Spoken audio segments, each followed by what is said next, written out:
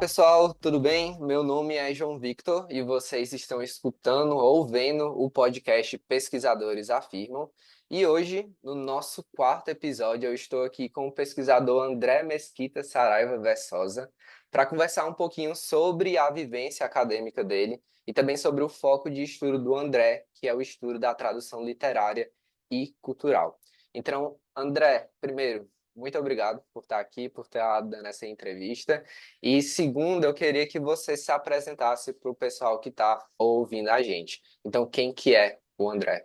Olá, obrigado, amigo. Obrigado pelo convite. É meio tenso, né, estar aqui, mas deixa eu me apresentar um pouquinho.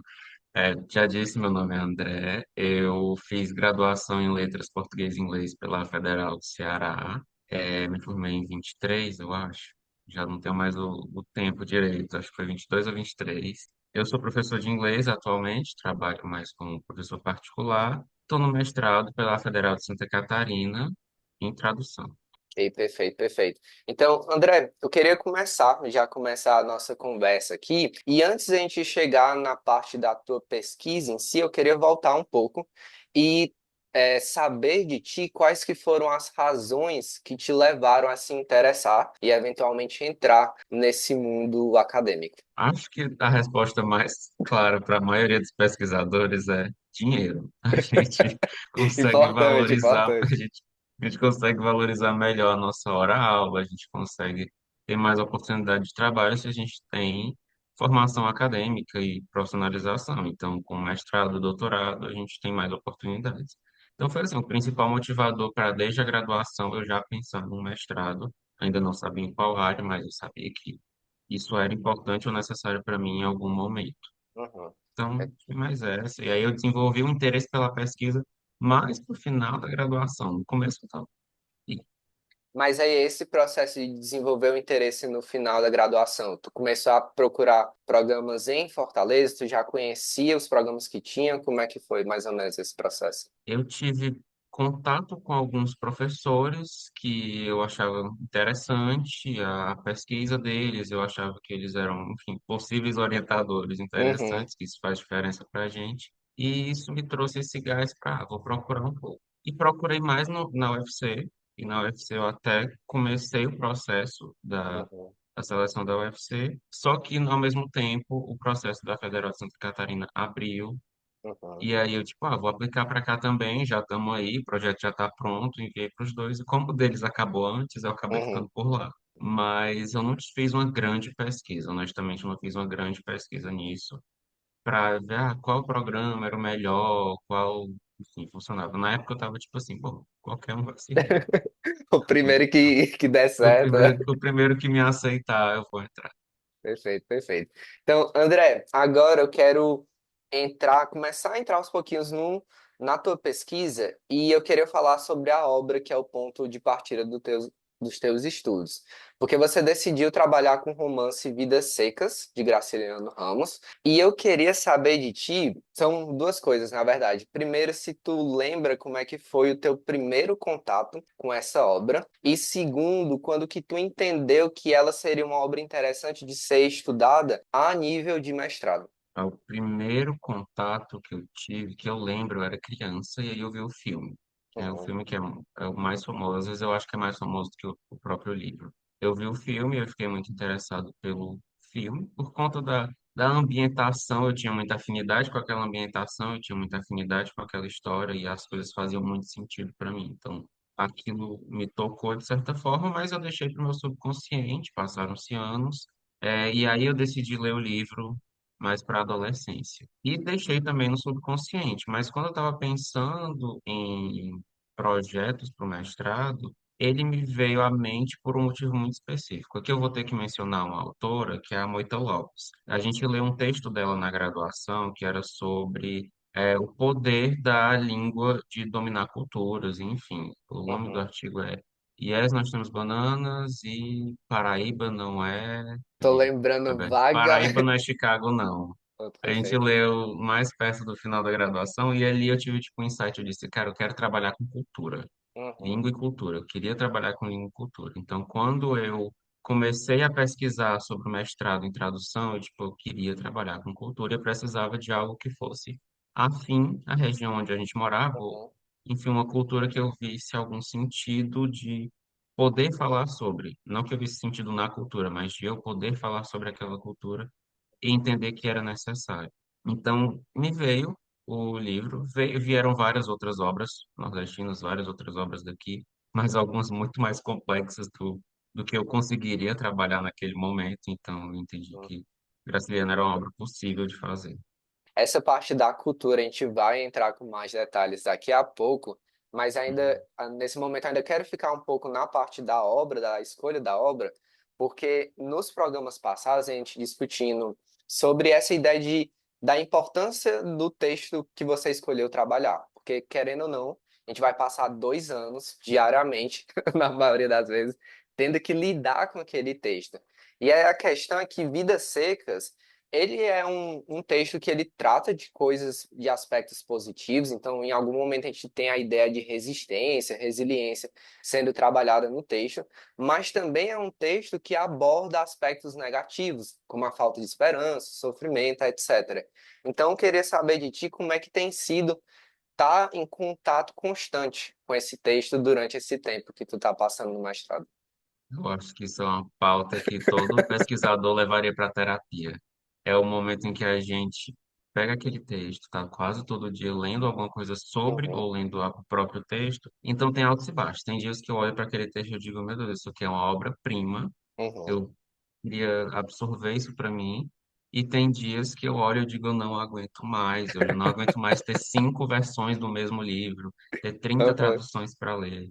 Especialmente uma obra tão antiga que tem 40 mil edições. Então, assim, eu acho que eu já perdi as contas, mas já tem perto de 150 edições do mesmo livro. Então, senhora. você não aguenta mais ter Uhum, tanto conteúdo sobre aquilo. Então, quando tu trouxe isso de tem pontos positivos da obra, ele traz a resistência, e também traz o sofrimento, você vai entrando. Tem dias que eu tô tipo, eu vou entrar muito ver muito sobre esse sofrimento, e você absorve muito aquele sofrimento, e você vê aquele sofrimento. Outros momentos você lê sobre aquela resistência, e aí cada ponto que você pensa, aqui tem sobre resistência, eu vou pesquisar um artigo sobre isso. uhum, Que fala sobre sofrimento em vidas secas, eu vou pesquisar sobre isso também. Aí entra num limbo de uma sobrecarga de uhum, conteúdos. É uma uhum, coisa que eu trabalho muito com a minha orientadora e ela me orienta muito nisso, é de uhum. você vai ver muita coisa interessante, mas você tem uma quantidade limitada de tempo hábil para Sim. ler tudo isso.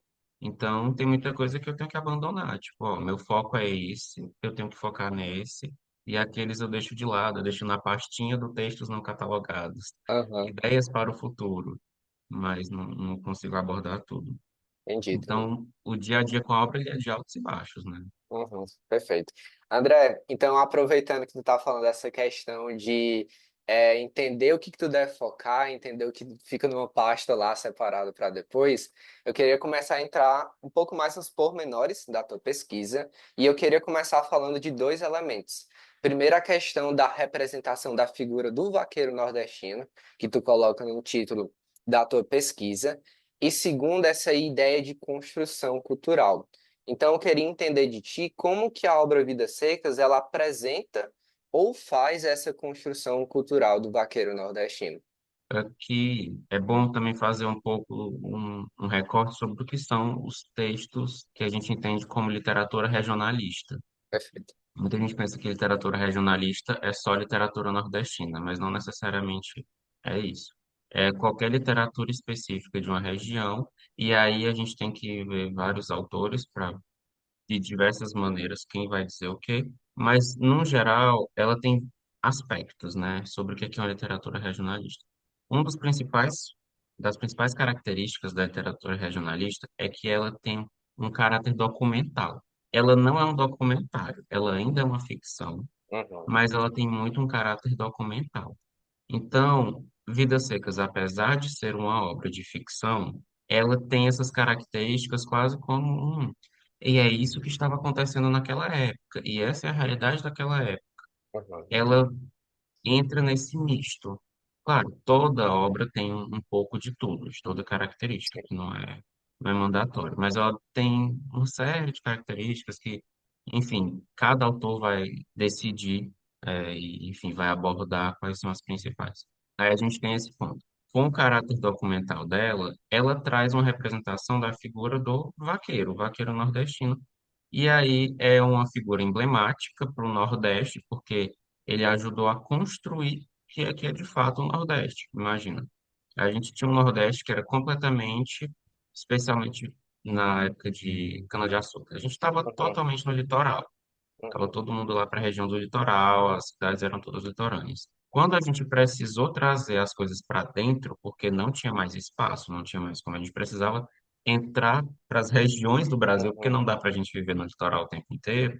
A população estava crescendo, as necessidades estavam mudando. Quem é que fez esse movimento? Principalmente foram os vaqueiros, porque eles uhum, precisavam de pessoas para levar esse gado, para cuidar desses lugares e construir, de fato, o que é que a gente entende como sertão uhum, principalmente. Então, foi um ambiente construído pelo vaqueiro ou por vaqueiros. Vidas Secas, claro, não faz esse aparato histórico. Esse sim. aparato histórico a gente tem que fazer. Mas aí ela já pega o vaqueiro neste ponto. Ele Uhum, já está lá, nesse local construído, e enfim. Se eu for entrar aqui no como foi toda a rota de construção, a gente vai passar o aham, resto do dia. Mas houve essa construção. Então a gente tem esse vaqueiro cheio de simbolismos, de cultura, de representatividade, e eu usei um termo no meu texto que eu gostei bastante, mas eu não vou lembrar ele de cara. Que ele tem essa carga simbólica e de prestígio. Pronto, essa Sim, é perfeito. ser vaqueiro em 1920, 1930 tinha uma carga de prestígio cultural Uhum, porque você era um responsável por alguma coisa, você cuidava de um curral, ou de uma uhum, fazenda, ou de um rancho, enfim, as palavras vão variar. sim. E é isso, inclusive, um dos sonhos do Fabiano, né? O sonho do Fabiano em Vidas Secas é ser vaqueiro. Ele Uhum, só se vê como um ser humano depois que ele vira um vaqueiro. uhum, E aí a gente tem lá toda a construção disso, e Vidas Secas faz essa construção muito boa. É um dos principais textos que traz o vaqueiro como personagem principal, e não uhum, como personagem secundário, não como apenas um elemento que está ali. Ah, ele é tipo uma árvore que uhum. está Faz lá no parte do ambiente. ambiente, né? É, Sim. ele faz parte do ambiente, isso é fato, não existe caatinga e sertão sem vaqueiro, mas ele não é só uma árvore que está ali, que se você Uhum, cortar, vão nascer outras. Não é uhum, tão simplificado. Então foi aí que eu percebi, tá, Vidas Secas tem um elemento importante, tem esse símbolo muito importante para a nossa cultura. uhum. André, agora, ainda nessa parte adentrando a tua pesquisa, mas agora uma parte um pouquinho mais técnica, porque em Uhum. determinado momento da tua dissertação, tu vai trabalhar com um conceito que são os itens culturais específicos. Então você apresenta isso no seu trabalho, e eu queria tentar entender primeiro o que que são esses itens e como que eles vão envolver o processo de tradução em si.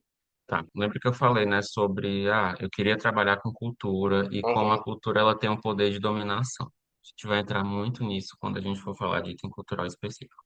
Item cultural específico foi cunhado pelo Javier Excelar, acho que, uhum. não sei se tu vai deixar as referências, mas qualquer coisa joga na tela. Javier Tá certo. Excelar. Ou itens culturais específicos em tradução, quem jogar no Google vai encontrar. Esses itens basicamente são problemas de tradução. Uhum, Não é porque algo é uma coisa forte na cultura que ele é um item cultural específico. Exemplo, no par português e espanhol, vaqueiro tem uma representação muito semelhante. Então, eu consigo ter vaqueiro em espanhol e vaqueiro em português. Em espanhol, vaqueiro, coisa assim. uhum, Pronúncia que eu posso estar matando porque eu não sou espanhol. Mas eles representam coisas muito semelhantes, pelo espaço geográfico ser muito parecido, pela cultura ter muitas coisas compartilhadas. Então, quando eu traduzo isso para o espanhol, não há necessariamente um problema de tradução. É uhum, uma coisa muito simplificada. Agora, quando eu traduzo, tento traduzir vaqueiro do para português e inglês, a gente tem uma complicação. Porque o que vaqueiro significa para o português, as representações que a gente tem no português, são completamente diferentes das representações que eu consigo trazer na língua inglesa. sim, Então, eu posso ter 1 milhão de outras palavras em inglês. Tem cowboy, apesar de, e novamente, nenhuma vai ter nada a ver. Cowboy, herdsman, cowherder e por aí vai.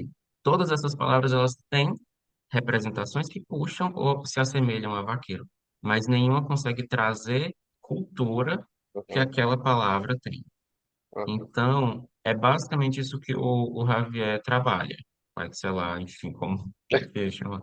Então, o item cultural específico, ele nunca vai ser o mesmo, necessariamente, para todas as línguas. Ele não é um uhum, item fixo e ele depende sempre do par, o par linguístico que a gente está tentando traduzir ali. Se é do português para o inglês, do português para o francês, francês, inglês, enfim, não importa. O que importa é se entre as línguas e as culturas aquilo gera um problema.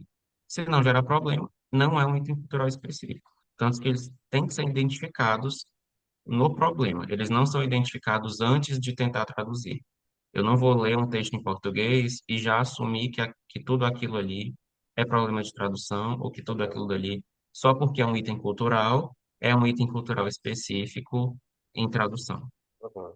Perfeito, perfeito. André, entrando nessa questão da representação, que assim, é uma coisa que vai permear, obviamente, todo o teu trabalho, e talvez tu ainda esteja desenvolvendo essa questão que eu vou perguntar agora, mas eu queria saber de ti, até então, do que tu vem observando nas traduções para o inglês, para a língua inglesa, qual que é a representação cultural que vem sendo feita dessa figura tão específica, que é a figura do vaqueiro nordestino, fora do Brasil. O que é que tu vem percebendo em relação a isso? Assim, eu não consigo falar sobre outras línguas, né? Eu não Sim. consigo falar sobre só fora do Brasil como um todo, porque aí depende muito do paralinguístico. Hum, Mas no inglês, o que que a gente tem é um apagamento.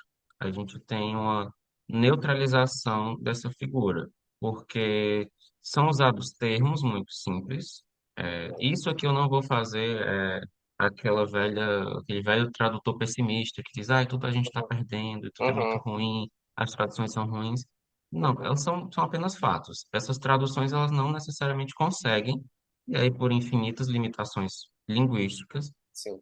traduzir a carga semântica que tem. Então, é um vaqueiro mais simplificado. Ele não necessariamente é uma posição almejada. Quando você lê o texto em inglês, você não consegue entender por que que ele é tão almejado. Por Uhum, que é que o Fabiano quer tanto ser aquilo? Lembrando que ele não usa cowboy. Cowboy para o brasileiro é mais fácil de imaginar, né? Então, se eu uhum, traduzisse vaqueiro para cowboy, o brasileiro ia dizer, ah, mas tem o cowboy, aqueles filmes de Velho Oeste, então a gente consegue imaginar, né? O estrangeiro uhum, conseguiria. Mas cowboy é extremamente específico dos Estados Unidos. Então, a gente já não, eles nem tentaram usar. Então, houve uma tentativa uhum, de trazer uma representatividade cultural já para não também transformar tanto isso. sim. E aí levaram o vaqueiro como algo neutro, algo que. Tá, o Fabiano queria ter essa profissão, ele queria Uhum, trabalhar com isso, mas não dá para entender o porquê, não uhum. fica tão claro na tradução. Perfeito. É Então, uma das perdas que a gente tem. que fica a questão de que é um trabalho, mas não entra a carga desse trabalho. O que que esse trabalho significa? Se a gente pensar no contexto histórico que tu deu no começo da nossa conversa, todo esse contexto histórico, toda essa ideia de o vaqueiro ser aquela figura que desbrava, tipo o cowboy, possivelmente não vai ter muito isso. Então, é interessante ver essa questão. E assim, eu entendo quando tu fala da questão pessimista, de tipo, ser um pensar de forma pessimista de, putz, tem uma perda. Mas ainda assim, a questão de que a cultura é muito difícil de ser representada, de passar, né? Então, é realmente uma questão muito interessante. Agora, Uhum. André, eu queria direcionar a nossa conversa mais para a vivência acadêmica no geral, certo? Então, a gente pode ainda tocar em relação ao teu trabalho, mas agora eu quero que a gente foque numa forma mais ampla da vivência acadêmica. E Uhum. também, em episódios passados, eu discuti com outros pesquisadores sobre o momento da qualificação. E assim, obviamente, cada pesquisador percebe esse momento à sua maneira. Quando eu conversei com a pesquisadora Aira Celeste, por exemplo, ela viu esse momento, obviamente, também um momento muito importante para ganhar com o seu trabalho, tipo, para conseguir acrescentar e crescer, mas também um momento que mexe ali com o seu ego, porque você está tendo seu texto observado, tipo, de diversas formas e pode mexer com você. Quando eu falei com a pesquisadora Catarina, a Catarina Calado, ela mencionou que, tipo, para ela a qualificação é um dos momentos mais importantes do mestrado em si, porque é o momento que você entende ali onde que está o seu trabalho e para onde ele pode ir. E o que vem depois é tipo um limbo até a defesa. Ela colocou dessas palavras, achei incrível. Mas aí eu queria saber de ti, como é que tu percebeu esse momento de qualificação, como é que foi para ti e também como é que tem sido esse pós-qualificação. A qualificação é muito engraçada para mim falar, porque 99% das pessoas que eu falo e converso sobre qualificação ou enlouqueceram pré-qualificação ou enlouqueceram na qualificação. Então, tipo assim, meu Deus, é o fim do mundo a Aham. qualificação. Vão falar do meu texto, vão esculhambar meu texto, vão me humilhar, vão fazer tudo. No meu caso, foi muito o oposto. Uhum. Minha orientadora maravilhosa, Vanessa Hans, eu posso estar matando o sobrenome dela, mas ela é maravilhosa. É, eu acho que ela estava mais nervosa do que eu, porque ela Oh, estava me meu Deus. preparando muito para a qualificação. Ela, tipo, me preparou Uhum. muito. Ela disse, olha, eles podem perguntar tal coisa. Então, assim, a gente já se prepara, vê o que é que tu pode fazer sobre isso, o que é que a gente pode dar de encaminhamento. Então, eu fui muito preparado para a qualificação, assim, no sentido de, eu sabia que o meu texto tinha tudo que era necessário para qualificar, e eu sabia que ele tinha pendências. Então, quando eu fui mandar ele para a qualificação e eu fui mandar meu texto, algumas pendências que eu já sabia que eles poderiam falar, eu deixei em comentários mesmo no texto. Disse, isso aqui está em desenvolvimento, e eu explicava o que é que ia ser desenvolvido em tal e tal parte, que não estava tão desenvolvida. Porque não dá para a gente mandar um texto para a qualificação já completo. Sim. É até contraprodutivo, porque você vai ser avaliado. Se você produz demais e eles dizem que você não precisava ter produzido isso, isso aqui não faz sentido com o seu texto, você perdeu seu tempo. Uhum. Então, eu sabia muito das limitações e dos pontos fortes do meu texto. Alguns eu não sabia que eram fortes, mas descobri. Uhum. E eu estava muito em paz. Eu achei, tipo assim, a qualificação para mim foi uma grande conversa. Foi, Uhum. claro, você escolhe sua banca. Então, eu escolhi minha banca a dedo com pessoas que eu sabia que iam colaborar com o meu texto e que tinham repertório para me ajudar com aquilo. Então, todos que eu escolhi para qualificar, eu fui esperando os comentários deles e delas com muito, o coração muito aberto. Então, eu não me apeguei ao meu texto. Eu acho que uma Uhum. coisa que eu aprendi desde o começo da graduação, não da graduação só, mas especialmente do mestrado, foi Uhum. a não me apegar com as coisas que eu escrevo ou com as coisas que eu produzo, porque elas não são efetivamente minhas. Elas são um retorno do investimento que a sociedade faz em mim. Então, se eu recebo uma verba ou qualquer coisa, eu tenho que dar esse retorno. Esse retorno tem que fazer sentido para os outros, não somente para mim. Então, claro, eu tenho a minha carga de eu queria fazer isso, eu gosto de Uhum. estudar isso, mas eu preciso retornar algo que faça sentido para todo. Uhum. Se eu vou fazer um texto que é só para mim, aquilo vira uma luta do meu próprio ego. Então, qualquer comentário torna-se um grande ataque pessoal. Mas aí, quando chegou na qualificação e eu estava, esse texto está sendo produzido por mim e também está sendo construído com a ajuda de outras pessoas. Não era só meu. O Uhum. meu texto, ele não é só meu, ele é da minha orientadora, ele é de todo mundo que já leu e me ajudou com comentário, com outros textos sobre aquilo. Então, eu fui para esse momento com paz no meu coração. E Uhum. foi ótimo. Foi um momento que durou um certo tempo, eu recebi críticas, eu recebi elogios e Uhum. sugestões. Aí cabe a você, em colaboração com seu orientador, saber filtrar o que é que vai ser possível acatar, o que é que faz sentido naquele momento e o que é que você consegue ou não fazer também. Então, qualificação, até a qualificação foi ótimo. E agora eu estou no pós. Eu qualifiquei em dezembro, a gente está em janeiro. Eu só estou com os encaminhamentos, eu ainda estou de férias. Eu estou de férias, eu tirei grandes férias, porque eu estava tipo, Importante, precisando importante. eu só precisava descansar um pouco, e aí eu vou tirar meu janeiro para distribuir as minhas tarefas do Uhum. que tem que ser feito no meu planner. Essa é a minha meta de janeiro, é resolver micropendências Uhum. e distribuir as pendências em menos menores, né, assim, tarefas pequenas, para que Uhum. eu vá resolvendo ao longo do tempo. Pois, Fala. ok, mas é um limbo. É É um um limbo. pós, ok, mas é um livro, ok. André, eu acho muito interessante essa tua fala, principalmente em relação a entender que, querendo ou não, tipo, tem uma expectativa, né? Tipo, não só por você estar fazendo mestrado, mas quando a gente tá fazendo mestrado e tem uma bolsa, é esperado coisas da gente. E aí eu queria focar um pouquinho mais nessa parte, porque quando a gente começa o mestrado, quando a gente começa uma pós-graduação, obviamente tem aquele grande. Boa parte do nosso momento é estudar, escrever, ler 1000 textos e produzir na sua pesquisa, mas você, como pesquisador, também precisa apresentar seu trabalho em eventos, produzir textos para serem publicados em revistas, enfim. Então, existem várias outras demandas além da sua pesquisa em si. E aí eu queria saber de ti, no geral, no balanço geral dessa experiência do mestrado como um todo, como é que tem sido? Porque a gente sabe que o mestrado ele pode, é, dada a quantidade de demandas que existem, ser uma coisa pesada, tipo, psicologicamente. Então, como é que tem sido essa experiência no geral para ti? Cara, o escrever meu texto e trabalhar no meu texto é um negócio que eu gosto muito, mas os extras, eles realmente me afetam. Uhum, É muito cansativo você ter que escrever o seu texto, que é o seu foco principal, que é o que você é cobrado por, e ao uhum, mesmo tempo você ter que produzir, faz um artigo, escreve um artigo, e tem que publicar, mas você vai mandar para uma revista que vai lhe responder em 4 semanas úteis. uhum, Aí você fica, e aí eu faço o quê nesse meio tempo? Tem várias coisas ali esperando publicação. Tem evento que você manda coisa, está esperando o evento acontecer. uhum, E aí fica nessa essa quantidade de coisa que nem sempre é muito produtiva de fato. uhum, Às vezes eu sinto que a gente produz muita coisa que não é muito útil. uhum, Na universidade eu sinto que a gente tem essa necessidade de estar produzindo, e quando você tem uma demanda muito alta, a qualidade vai cair.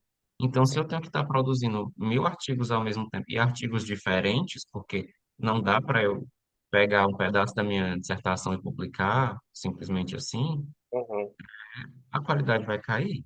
sim, Então, é um excesso de demandas muito complicado, especialmente para quem tem bolsa, mas ainda trabalha, ou tem outros trabalhos, porque a gente sabe que a realidade do Brasil, uma bolsa não sustenta a maioria das pessoas. Viver no Brasil não é barato, custo de vida não é barato. Então, você não está só aquela bolsa, tem uma bolsa, mas aquilo não vai lhe manter. uhum, Dificilmente alguém consegue se manter de forma digna, uhum, vamos ser honestos, de forma digna com o valor da bolsa. Você precisa ter complementos ali.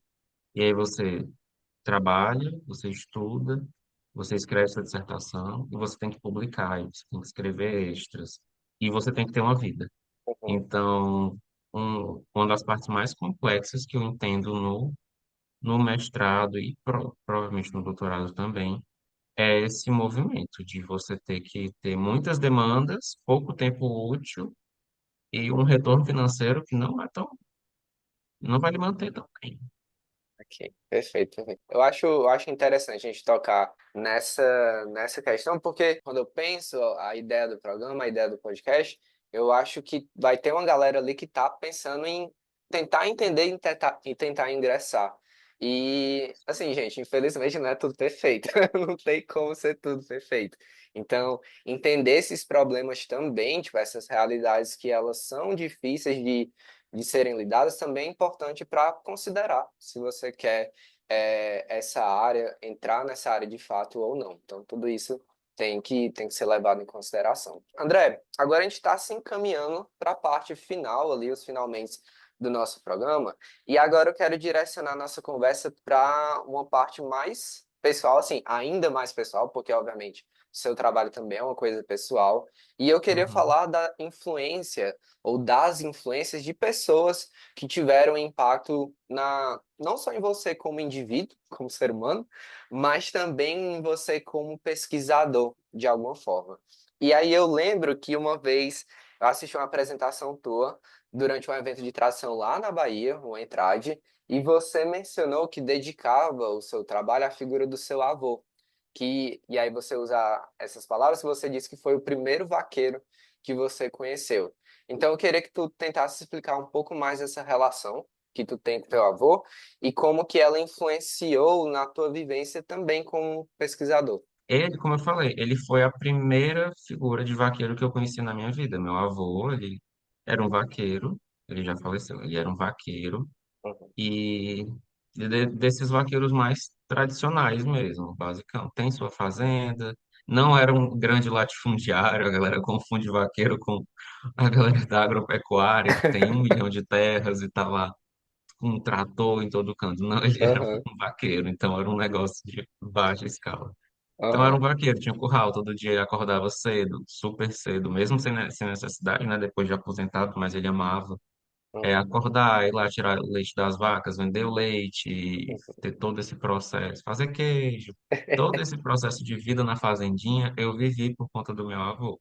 Porque Uhum, apesar de hoje eu morar na capital e eu ter nascido aqui, eu cresci boa parte da minha vida no interior. Então era uma cidade uhum, pequena que tinha tudo isso que eu li em Vidas aham, Secas, por exemplo. E uhum. tudo isso eu vi, não vivi, deixando bem claro, eu não vivi a seca, eu não vivi todo esse Sim. sofrimento, todos esses problemas. Então não vou fazer que o coitado que teve toda a história sofrida. Eu tive a parte boa, Aham, né, que é o contato com a natureza. Enfim, meu avô ele é muito essa figura que tinha os trejeitos de vaqueiro, chapéu de couro, andar a cavalo, ou andar em cima de touro, porque, enfim, lá a meu gente Deus do preferia andar em céu, tipo, cima de touro. É muito mais legal andar em cima de touro, porque se você não está numa vaquejada, efetivamente, né? O touro ele é aham, um animal manso, ele é um animal tranquilo. aham, Então você anda de boa. Mas, enfim, então ele teve essa carga. Ele foi uma pessoa muito emblemática para mim. Ele foi um segundo pai, porque meu pai trabalhava viajando, meu pai trabalhava muito fora da cidade.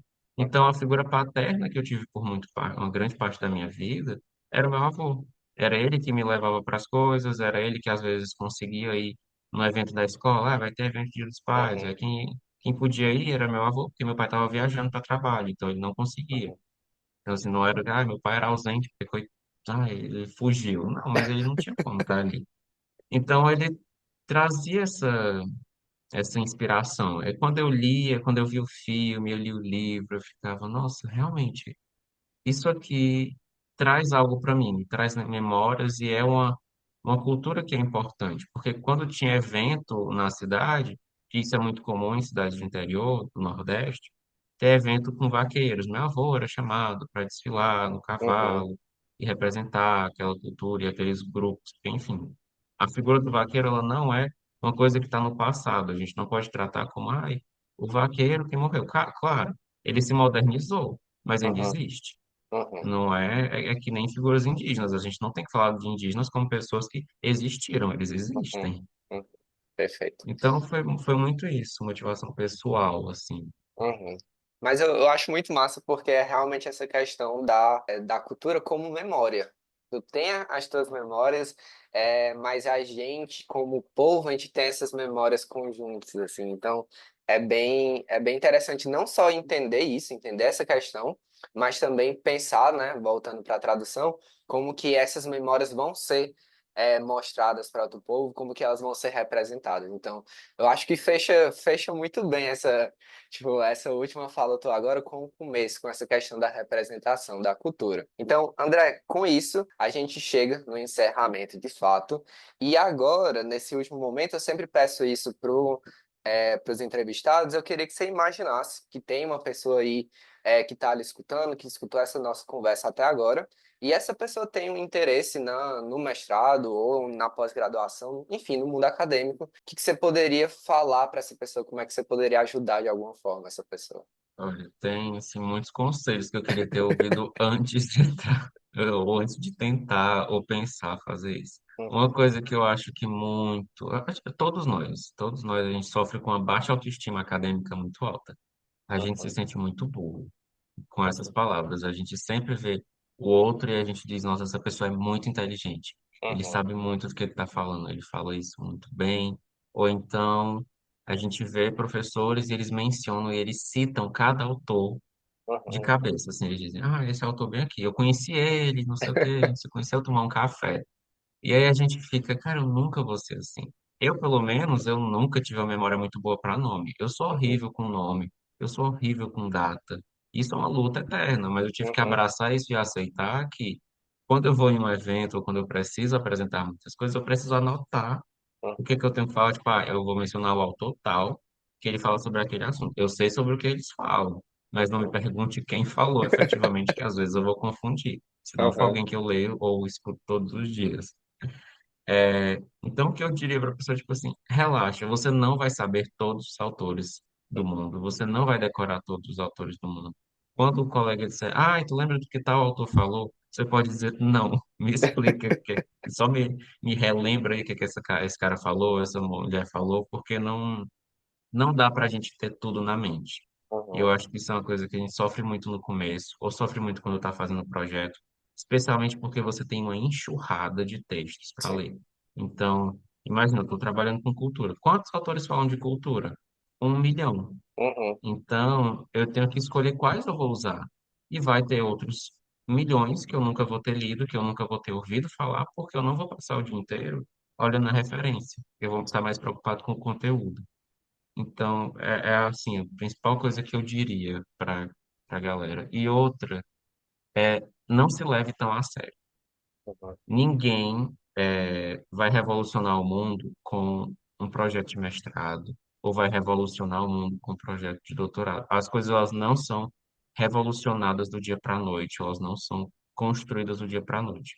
Como a palavra diz, é uma construção. Então, você vai fazer alguma diferença no meio acadêmico ou no mundo com a construção do que você está fazendo, com a constância, com fazer e refazer aquilo. Então, o seu projeto de mestrado, ele é ainda só um projeto de mestrado. Todo mundo faz mestrado pela primeira vez. É uhum, muito difícil você ver uma pessoa que está fazendo o segundo mestrado, terceiro mestrado ou quarto. uhum, Então, está todo mundo fazendo aquilo pela primeira vez. Está todo mundo aprendendo junto. Seu uhum, mestrado, minha orientadora falou isso uma vez que mudou muito minha vida. Foi, você está aprendendo enquanto constrói. O uhum, seu texto, ele é uma representação da sua construção de conhecimento ali. Então, ele não é para ser um produto completo e simplesmente uhum, pronto. Ele também vai representar o como você foi construindo essa narrativa, como você foi construindo esse conhecimento.